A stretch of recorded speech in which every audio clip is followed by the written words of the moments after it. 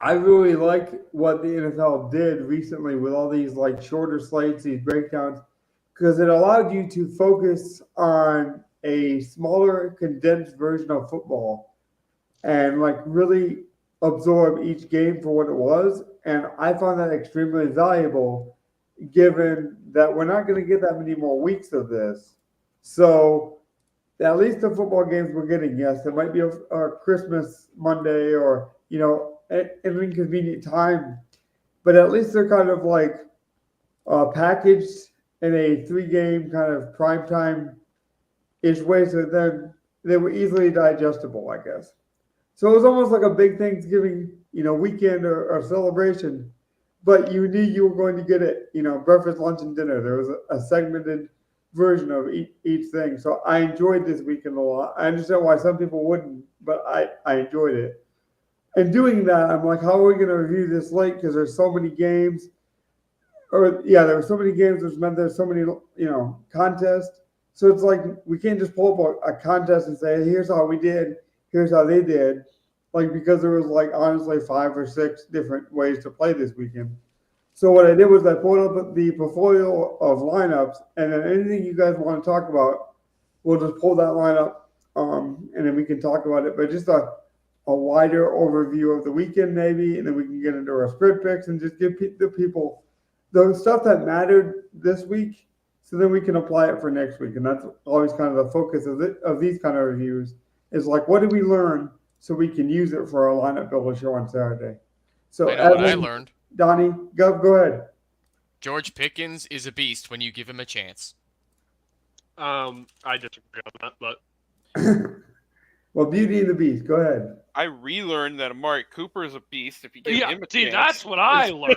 That's what I learned. Honestly, that's where I was going to go with it. I relearned that one. I learned that back when I he was forgot about Raiders. that. Yeah, Why he had got that time with the Cowboy. I didn't think he still had that left in his tank. He's the Coop. I thought he He got did. the Coop and the pick. I mean, And Amari then- Cooper's and only then- and then- 29.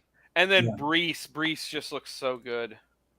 To that point, though, Evan, I think that's it. Though I think when he was really young with the Cowboys, right, he had so much exposure.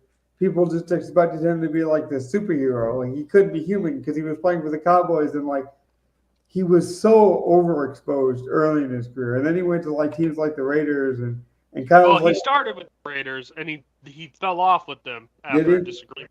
Yeah. But my point is, his highs have been really high, and his lows or exposures on teams have been really low. So I think people forget how good he is, and then sometimes the expectation was too high. So like he's always kind of floated in this, like, is his expectation too high, or is he actually a superstar? Maybe I've I always- haven't maybe I haven't followed enough of Amari Cooper's routes for every single game, but he's always been Mr. Disappearing Act to me, where he can go like 2 for 8 against the Colts and then just explode for 11 for 15 against Houston. Yeah, I've always liked him. The only problem with Cooper is sometimes I get him confused with Michael Crabtree, but I think that's just an old man problem. Well, they were both on the Raiders together, right? Yeah, they were. Well, They like were. sometimes I'll still my mind will still slip in that mode, and I want to call him Michael Crabtree, but Well, Crabtree didn't have I don't think he had as long of a career. He's been out of the NFL since 2019. yeah, he didn't. Yeah, but he played like 8-9 years, maybe 10. Yeah, because after the Raiders, he did have that stint with San Fran. Yeah. No, he started with San Fran. He played in that Super Bowl. Right. Oh, right. And then he went to the Raiders. My bad. Yep. Yeah. Well, and then he had the issues with Talib, but I think he went somewhere after the Raiders. Yeah, Maybe then not. he had a brief stint with the Ravens, and then he played like 2 games with the Cardinals because the Cardinals were just like, You're right. oh, I guess we have to get him now because Andy Isabella's not working out with that second-round pick. We're the Cardinals. We. Okay, but I do have a Cooper point since we brought him up, and I think it's a good point. And it's not so much about Cooper, but remember how we had him in best ball, right? And we needed to advance last week. And so, like, we're counting every little point, and we're hoping, for that big splash week. But here's what people do a lot, Gov, Donnie, and Evan, is like, because the guy didn't get you there and your team didn't advance, when you see the guy do well the next week, you're like, that son of a, if only this week. I was truly happy for both outcomes. Obviously, I wish that we would have got it in reverse weeks because then we might still be alive in the playoffs. Like, that's so obvious that I shouldn't have to say that. But that doesn't mean that I hate Cooper or didn't think he had a good year. I hate it when people will do that with the results. It's people do that a lot in dynasty leagues too, where these big leagues where they bet a lot at the end of the year. It's like, well, I got to the playoffs, so I should be happy. I lost, so I'm mad at that guy forever. It's like, he got you there though. Like, I don't know. I was so proud of Cooper's performance. I didn't hold it against him. He gave it to us a week later.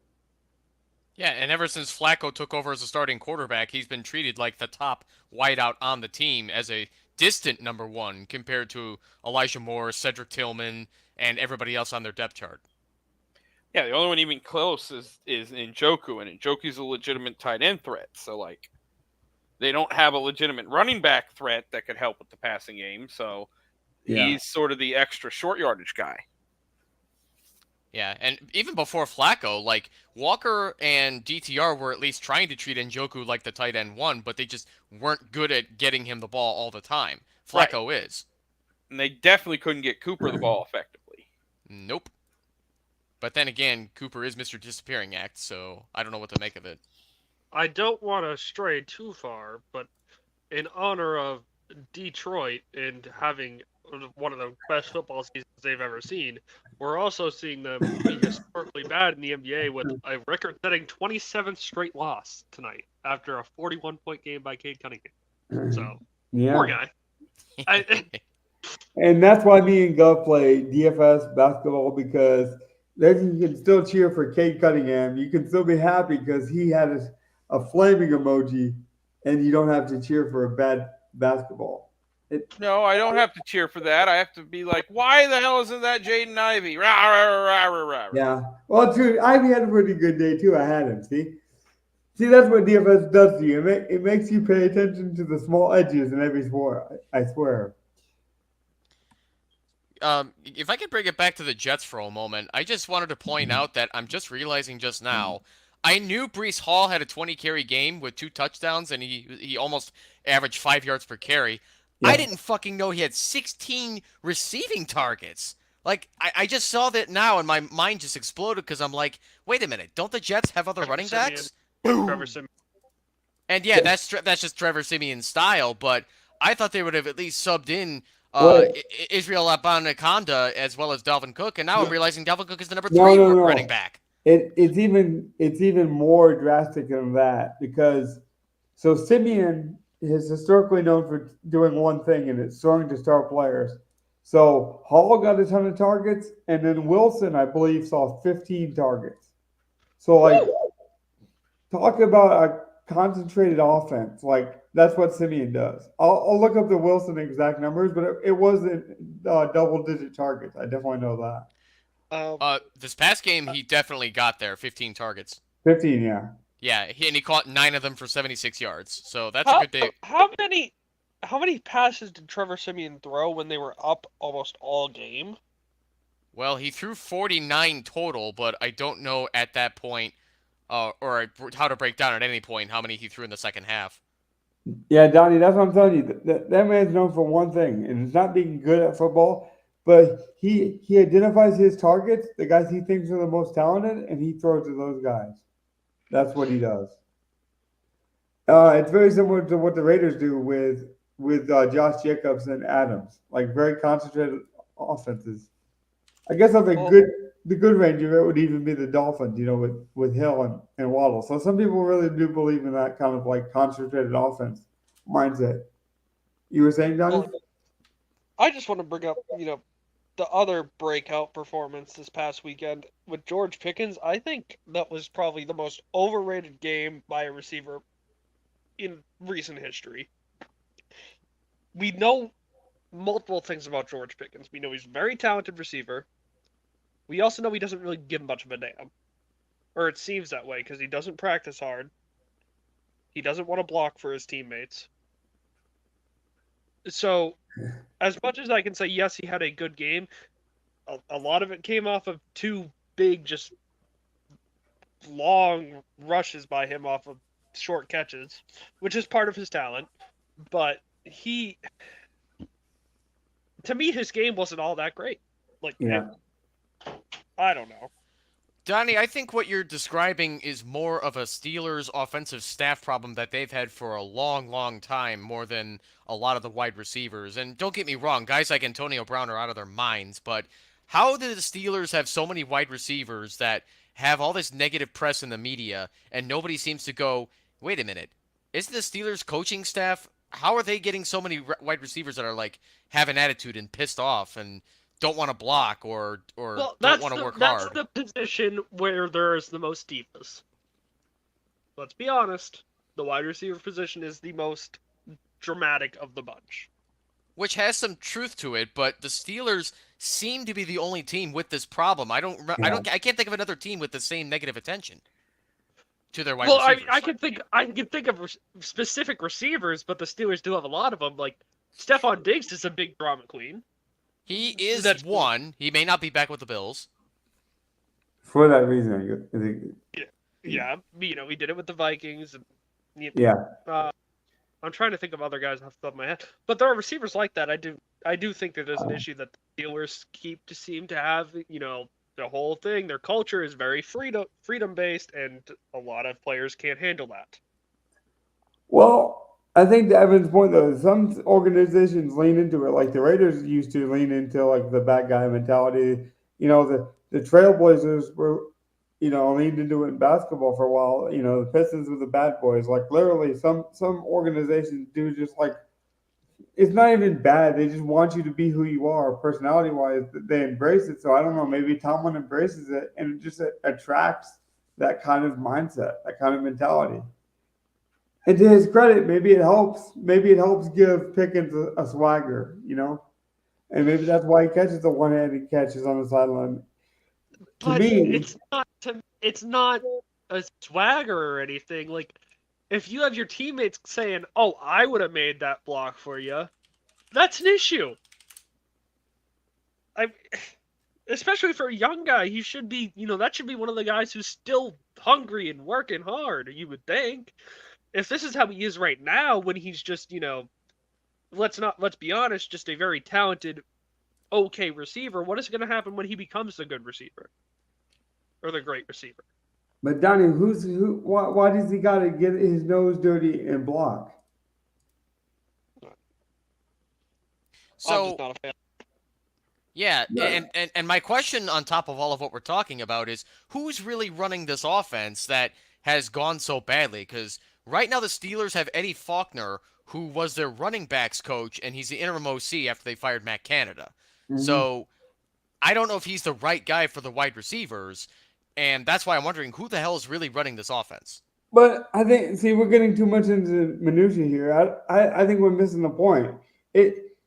To me, it's like if we took Derrick Henry and put him in the Alvin Kamara role and expected him to be Alvin Kamara the next week. It's like, even if he could do that at a modicum level, that's not to his best skill set. So it's like, if George Pickens is this guy, this diva who makes spectacular catches, then don't ask him to be a fullback. Don't ask him to be the best blocking wide receiver in the league. Because guess what? That's not what he's gonna do. Nobody is asking Pickens to be a good blocker. They're just like nobody asked Steph Curry to be a good defender, but you're expected to try. When you Standing need there to. doing nothing is George Pickens doesn't try to block half the time. He No. just stands. And I'm saying, And that's going to be a problem with him down the line, probably. right. Probably It That was depends my on the point. offense second he's in. year. Like, it depends on the offense he's in. If he's ever, like, in a San Francisco kind of offense, which is what Pittsburgh's probably going to want to build, then, yeah, it's going to be a problem. And if I could go back You to go Logan's put him on Kansas City, it probably won't be that much of a big deal. Yeah. I mean, Kansas City could use a guy like him for sure, but if I could go back to Logan's example with Derrick Henry, I think it's a little different in his case as he's been with the Titans the whole time. He has had games where he's caught 5 catches off of 5 or 6 targets in a couple of games in his career, if not more. He just doesn't need to. It's not required. It depends on game script. Whereas blocking is something that, well, it's a kind of a part of football. Everybody's got to do it, No, even you kickers don't. and punters. If you're a really good pass catcher, you don't need to block. Well, need or Yeah, talent is going to win out, and whatever your coach allows you to do based on that talent is what's going to happen. I'm not arguing that George Pickens should take pride in blocking. What I'm saying is, at some point, it comes down to how your organization, what kind of message you're sending to your wide receivers in that organization. I mean, if he was a kicker or punter, I could see the need thing on that point where I'm like, okay, maybe he doesn't really need to because of the position he plays, but kickers and punters even still have to go block on special teams where I don't see why that would be a optional checkbox for wide receivers. Okay, yeah, but I'm saying the expectation is based on your talent. And so if he was like the best, if he had 18 touchdowns a day, we would not be talking about his blocking skills. So Okay. I mean, I don't know if we want to spend too much time on this. If we wanted to review our spread picks. yeah, we can do that. Yeah. So the group pick, it's been a while, I believe, since we've been over 500. But call us Mike Tomlin because we're not going to finish below it. 9 and 8 after the Lions cover their spread of -3. Hey, we started off real bad. To turn it around, that's pretty nice. We didn't Stan- even have to fire a coach. Yeah. Yeah, Evan did not get fired. Who says I'm the coach? I don't know. I just want. Right, you're the dynasty guy. You're the GM. It's hard Nice. to fire Logan. It's hard to fire Logan though, but me and Donnie could have probably gotten through. I know. Yeah, who does the OC or the DC take over in the organization? That's the question. I don't know which one of us is the OC, and which one is the DC. Let's not get too deep. Let's not get too deep into that. Yeah, this No more rabbit hole. This is terrible. This is terrible. All right. All right. Logan is still sitting in last place after going 1-1 with the Browns -3, Colts +2.5. He's at 12, 19, and 1, which I think takes him out of contention for first. But I'm not quite sure. It's close. We still have time. It's close. But it's close. Hey, Logan, I'm sharing the spreads if you want it. There you go. Everything needs to go perfectly for Logan. It's a very low chance. Evan is in third after going 1-1 with the Raiders +10, Seahawks -3.5, 13, 16, and 3. I am in second because the Packers blow. Packers -4, Bears -4, 14, 17, and 1. And Gov sitting pretty in first place like he has been pretty much all year, it feels like. 14, 16, and 2 because Philly can't beat the Giants by 13. And I can sum this up real easy, and we can. And I can't even blame Tommy DeVito. I have to blame Tyrod fucking Taylor. It's true, you do. I have to blame Stabby Lung himself. Stabby lung? He didn't Come stab his on, own lung, man. though. No, but his lung was stabbed. Yeah, it was. Which led to Yes. Justin Herbert. Stab. No, the history of Tyrod Taylor is quite interesting. Oh, He that has propelled- deserves its own show. It deserves its own yeah. show. It legit. If you could just I allure the audience to look into the starting quarterbacks that have taken over after Tyrod Taylor gets an injury. It's quite impressive. Now, Donnie, we do need some off-season content. Are you willing to do like an E60 deep dive during the off-season on a Tyrod Taylor backstory? We could get like 20 minutes of it, just talking about it, because it is very interesting. We probably could. That's what I'm like. That's its own show in and of itself. We could definitely have a I have a discussion on feeling that you one. could do some of that stuff during the off-season. Just play around with the format a bit. Yeah, we'll have time during that. once Speak- football's over. Speaking of formats, though, it's funny because I always tell you guys to diversify your portfolio. That's my number one advice. Is like everyone knows, like, oh, don't bet with bet within your means, bet responsibly, but no one really tells you that, like, part of that is like knowing where to allocate your money and like putting it here and trying it here and dabbling there, and but not like overcommitting to one way or the other. So you guys might figure it out by now. We didn't do good with our lineups per se, the lines we built on a stream, but I killed it in the spreads this week. So we actually made profit. And if you don't do things like that, then you run out of your bankroll for the lineups that you enjoy to build every weekend. So my advice to you would be keep being smarter with your money, but don't whatever you're good at this year, keep doing that. I feel like a lot of people, when they get one big Christmas bonus or like one big hit or lick, I guess, in betting, they're like, well, this is going to work out every week. Obviously, look at our spreads. It doesn't happen every week, but I do enjoy it. Was there anything else you guys want to hit on from spreads, angles, or do you want to talk about some of these lineups? I was just mad at the Seahawks because I was so fucking close to covering, at least covering the -3.5, but they only won by a field goal. Yeah. Well, I loved your Raiders Chiefs game. I was going to take that one if no one else did potentially. So I bet on that. I just thought it was an easy.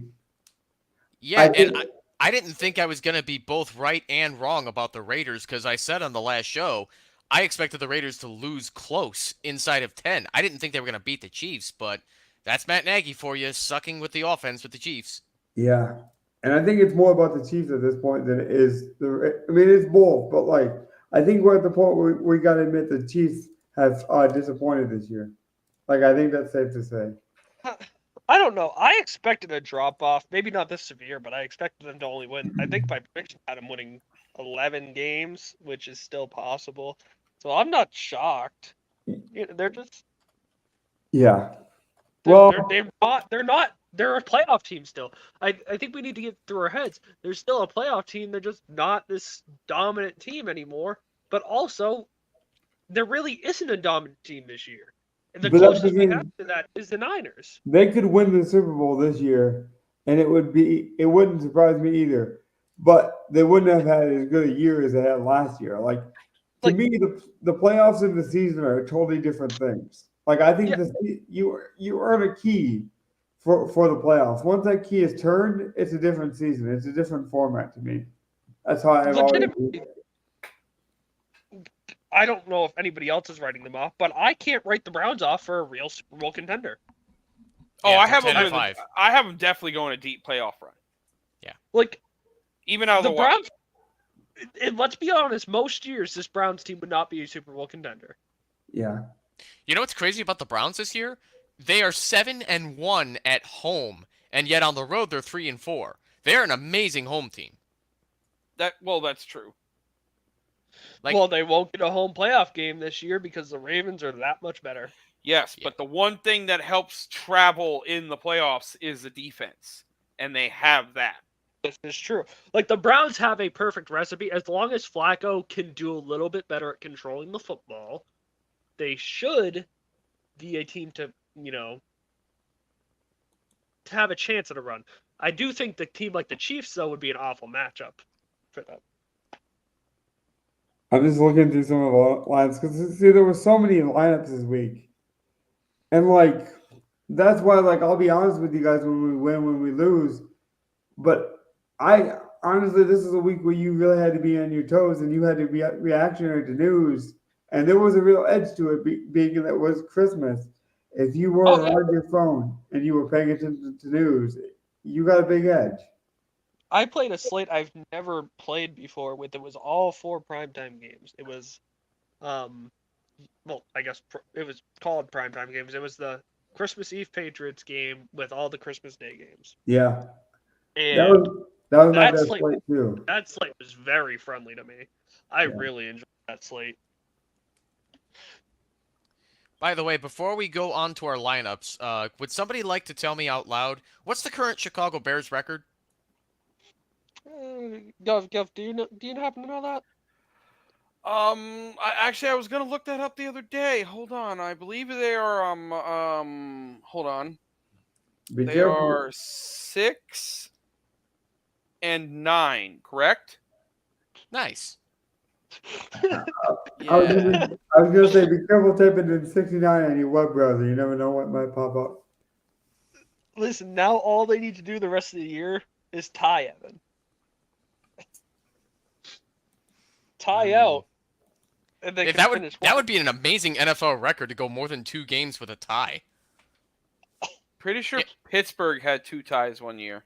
They did one year, yes. Yeah, I was thinking more in a row, but I have to look up that Pittsburgh year. I don't remember them doing 2 ties. It was only a couple of years ago. I was about to say, I want to say it was 2018, maybe 2017 at the latest. Yeah, it was not long ago. It was definitely a Ben year, It was like end of Ben though, for sure. but like one of his last 2. Yeah. But So this was one of my lineups. Let's just use this as an example to talk about the weekend. the stick. Oh, you went with the stick. I did. This was a Saturday line. This was one of those Yeah. 2 gamers. Yeah. Gabe and Higgins. Unfortunately, you played Deontay instead of Pickens. Oh. Yeah. Mhm. That's why I brought this lineup up to show you, because this is what I was looking for. Had I played him, we're looking at a big difference. And I also bring this up to say, in the show, I did not want to play Gabe Davis at all. And you have to be willing to change your opinion based on the information. Because Wait, what information did we have though? Gabe Davis is one of the most unpredictable wide receivers. no, I had heard that the next morning I turned on a podcast and I had heard that it was not a podcast. I'm sorry, it was a press conference with McDermott, and he was talking about how he was really happy with Gabe Davis being a big part of the offense, and he's like, "You guys won't understand why, because we've been using him more as a blocker than a receiver, and we feel like that's hurt his receiving in the recent weeks." But he's really helped Delvin Cook. Or did I do it again? I did it. Sorry. You finally did it. Christmas. James Cook. He's been helping James Cook get open, but it isn't translating to his catches, which makes it look like it's a bad week. He's like, we plan on getting him involved in this next game. And I'm like, shit. I just talked about how I wasn't going to play him, how he's a terrible play. So a few hours go by, Evan, and I hear a very similar beat reporter basically just gushing an article about how McDermott's like, yeah, against the Chargers, we're going to get him going. We really feel like it's a primetime game. It's a perfect chance to get Gabe Davis going. So then I tweeted out in our Discord channel, I sent it out, told you that I saw that report, and I'm like, now I got to play him. And he goes out and gets 26 points. But on that podcast, I talked about how I would never play him because he wasn't getting the opportunities. So that's my point, is you have to be willing to adjust your opinion based on the information. I don't think Gabe Davis is any better or worse than I thought on that podcast. But his coach believed in him, and they were going to give him an opportunity. Therefore, I'm going to play him. It's the same way with Trevor Siemian. I do not think Trevor Siemian deserves to play in the NFL. I don't think he's good enough. But Robert Saleh let Trevor Siemian throw 48 times in a game. So I'm going to play you if you get the stats. Gabe Davis might legitimately have the weirdest 700 yards season I've ever seen statistically. Yeah. And without that report, I honestly wouldn't have played him. But that's what I mean. You have to really adjust to decision makers making a decision. Sometimes I'm wrong. A couple weeks ago, I was right about Brown playing for the Bengals because I heard they wanted to rest Joe Mixon. But I totally been wrong on this before, where coaches will tell you one thing, you believe them, and then they burn you. So for some reason, I trusted this one and totally flipped the narrative, and it got me 26 points. Yeah, for Like the you- Bills this week, this was not the week for either of their tight ends, Kincaid or Knox. This was the week of the wide receiver.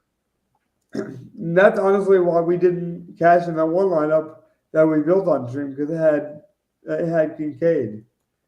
And it wasn't that Well- Kincaid was a bad play per se. It's just like in a small slate, you have to get the big things on small slates. When big things happen, you have to at least have a piece of it. You can't take zeros.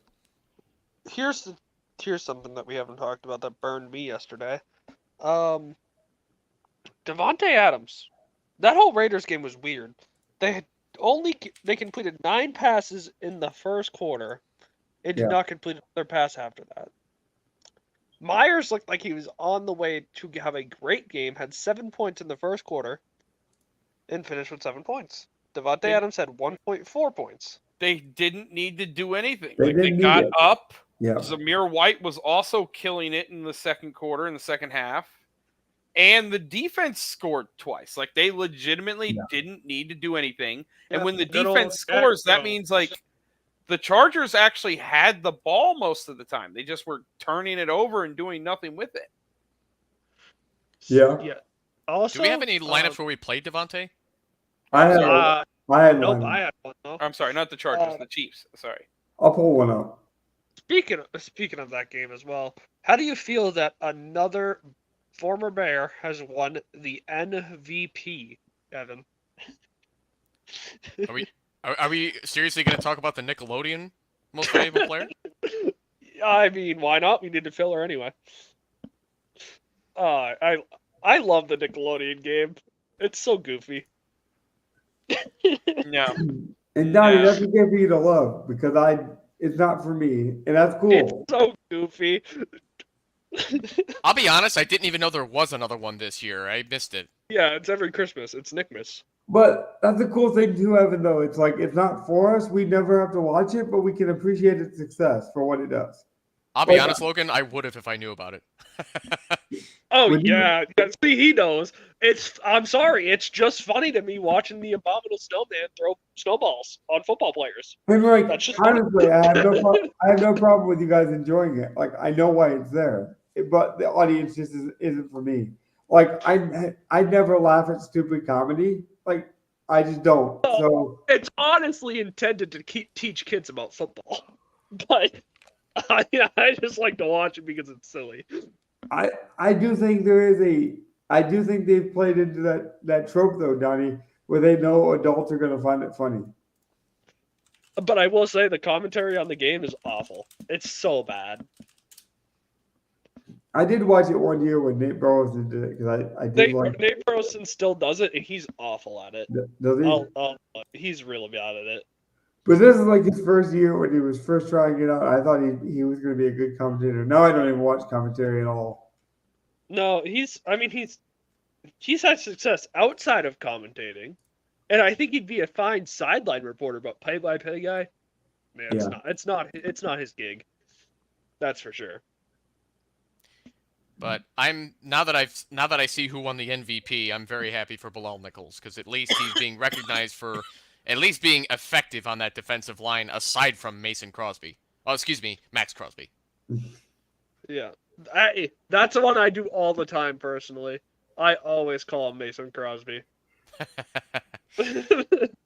Yeah, and now is Mason Crosby even on a roster anymore? Because I know the Packers let him go. He got signed by somebody's practice squad recently because there was a bunch of kicking injuries that week. Oh, that's right. He's on the practice squad for the Giants.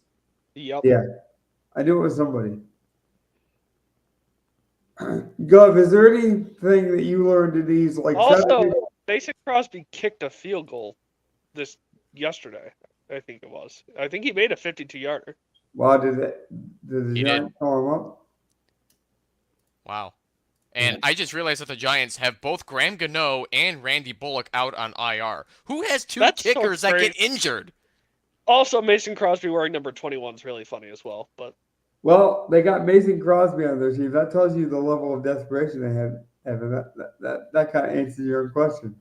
Well, who else was available? Fucking Cody Parkey? That's what I mean. So what's it? Blair Walsh? Oh. Honestly, I think I'd take my chances on Parkey over Blair Walsh. Yeah, I thought this was a DFS podcast, but we can't play any kickers. Well, people have been trying to get rid of kickers in fantasy football for decades, and here you guys don't want to have a whole podcast on kickers. Man, As someone who drafted Jake Elliott this year, I Oh, love God. kickers in fantasy. I love kickers in fantasy. He single-handedly won me 2 games. You're all horrible. God, these guys were talking about who the DC is and who the OC is. I want to resign as head coach. You can take this show. I don't know what to take this one anymore, man. We're talking about kickers now. Like, what are we doing? Showdown. It sounds like they know who our showdown captain's gonna be. They love kickers so much. It does. No, I will say. That's a disgusting take. At least it's not Kyle Juszczyk, though. Speaking of But it is disgusting, Kyle Juszczyk, though. it is. I actually would not mind that for the Super Bowl. In all honesty, maybe not captain, but like I would. I could. Juszczyk has definitely got there for Super Bowl showdowns before.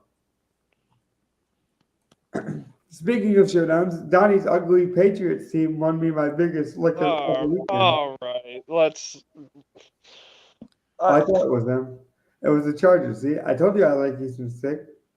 I won on both lineups, but so here's the thing. Yep, I got a nice lineup for that too as well. Did you? So here's the thing. What can we tell the people this week, or coming into this week? We've had a couple Saturday slates. We're winding down. The playoffs is more condensed, but we get better teams. What's some like late season advice you would give to the people for DFS? Like, should they try showdown? Should they play less? Do you kind of wrap it up? Like, what are some kind of like good advice you can give to people? Well, Outside of the obvious bankroll stuff.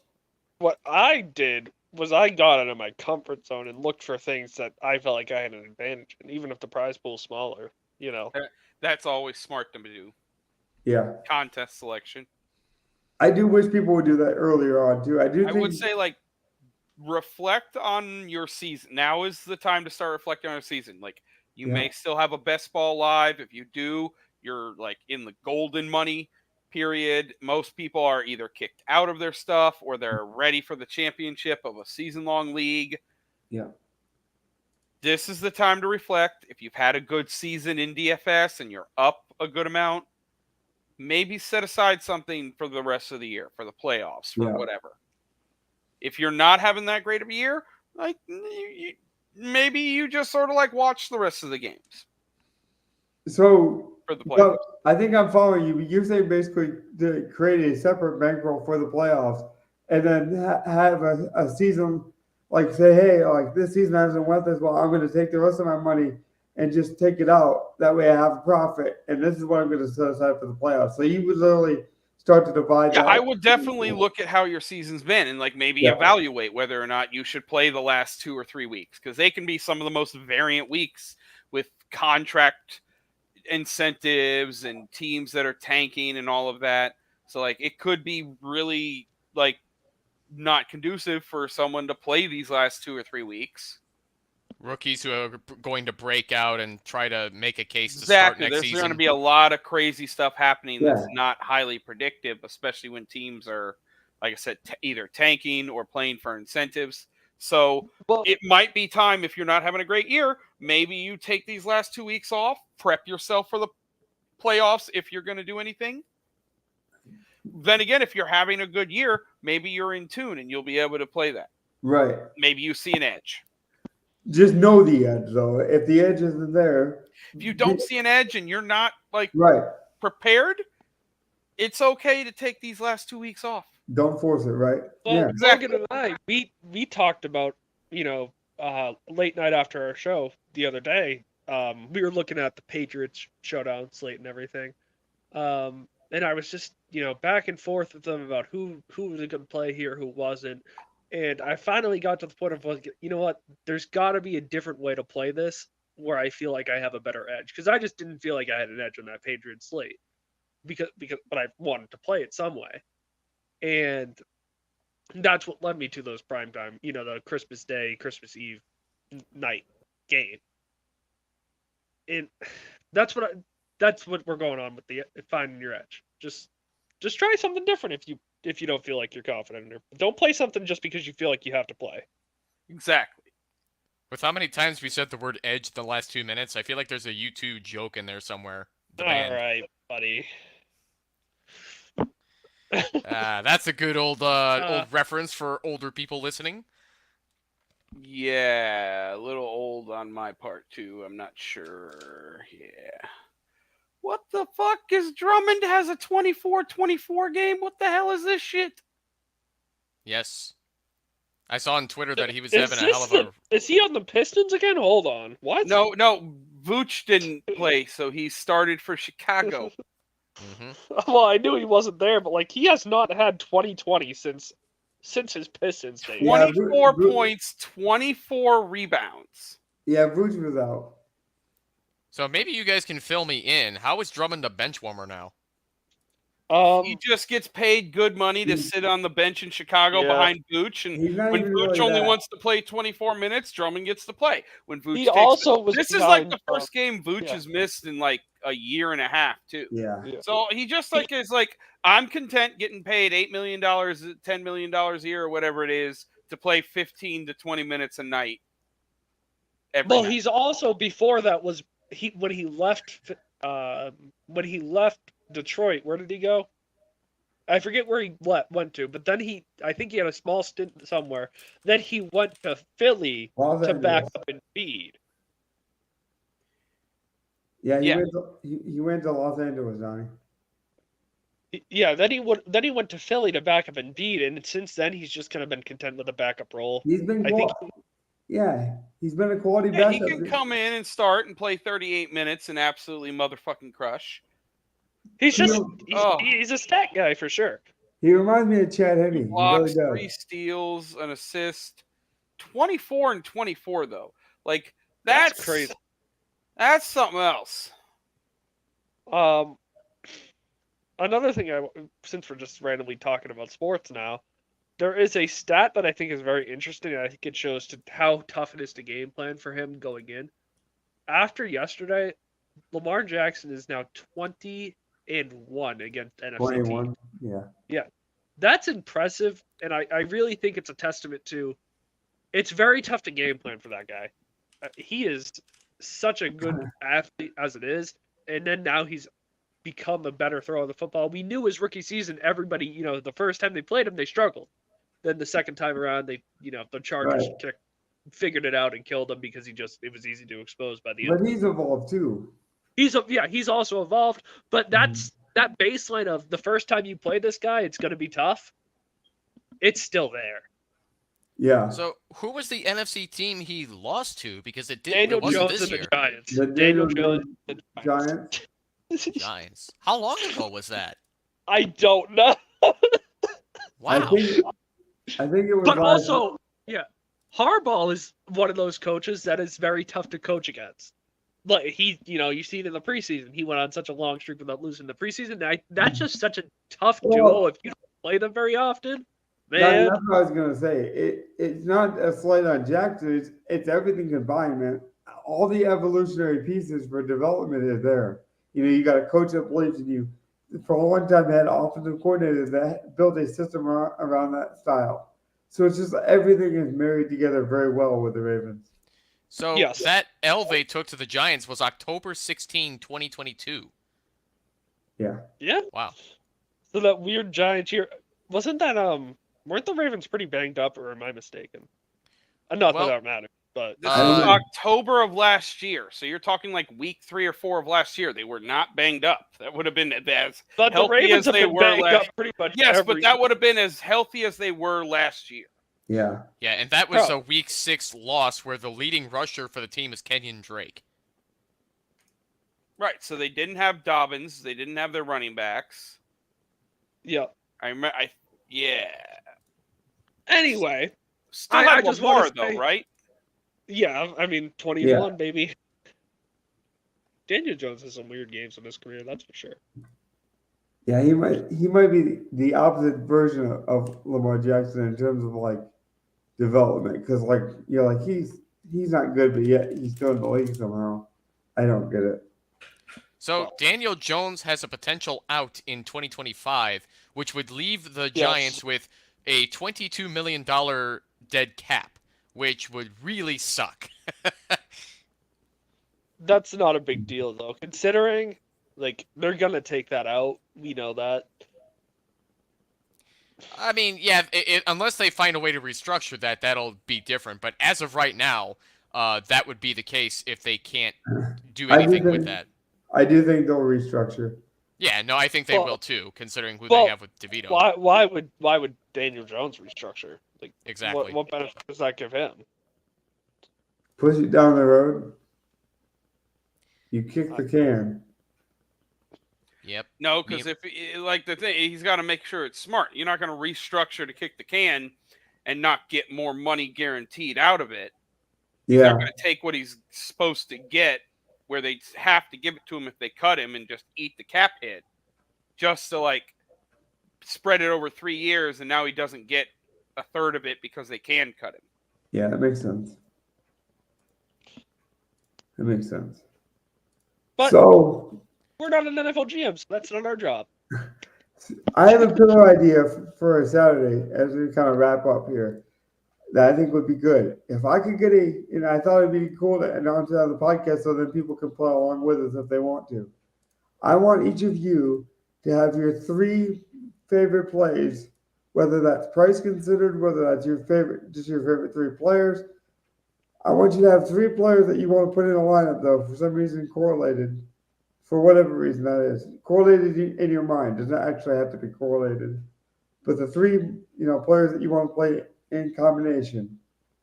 And then we'll build 3 lineups based on those So blocks. you said you wanted to do a Saturday pillar. Are we picking players from just a Saturday game or anything? No, I just mean for a Saturday lineup builder show. I see. Okay, So- yeah. So we're gonna ignore the Thursday and the Saturday night game. I Right. forgot there was a These Saturday will night be game. for the main Yeah. slate. Right. Okay, so the Sunday main slate. Got it. But here's the twist. So like if I'm building Evan's lineup block, he doesn't draft, but the rest of us draft. So you pick the 3 players, and then we draft. You have to just sit on the sidelines at that point, and then vice versa with all the rest of our lineups. But this way, There is an extra free contest this week, which is always fun. yeah, those are always nice. But this way, you can kind of get your ideas out there. There'll be a core block, but then we can draft around it and talk about why you picked those 3 players and why that made sense for you. And if I give you time to think about it, then we should come up with some pretty good cores, I think, by Saturday. And like I say, that way the people can play along with us if they like. They can drop their 3 favorite plays in and give us a short reason why, and we can react to that and vice versa. So, with that being said, I think that's all I had tonight. Do you guys have anything else? Nope, that's all I got. Oh, no, really. Okay, I think I can finally hit the right button and actually close this up for real this time. I'm just glad you guys kept the show going. I hit the wrong button, man, at the wrong time, but it worked out. With that being said, good night, guys. Have a good one. Not everybody. Take care, everyone.